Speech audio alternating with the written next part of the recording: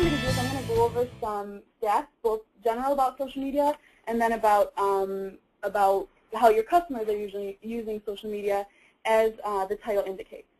So this first one, nearly 2/3 of your customers use a social network regularly.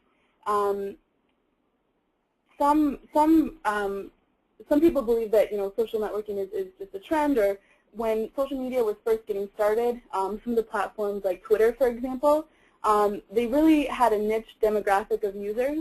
But now that social media is more mainstream, the way we communicate has really changed by that. As you can see, with the majority of your customers using a social network regularly.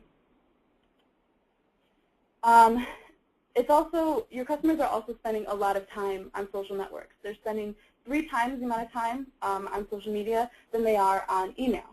So that kind of shows a shift in how people are interacting online.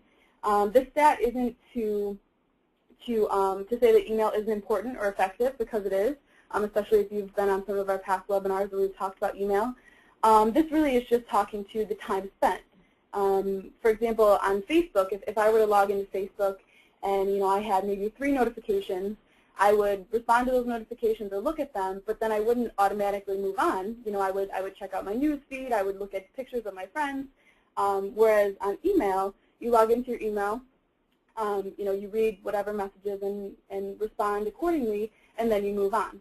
So this just shows the difference in how people are spending their time with social media compared to email. This next slide talks about specifically how much time people are spending. So people are spending an average of 4.6 hours per week on social networking sites, making them social butterflies like this slide shows.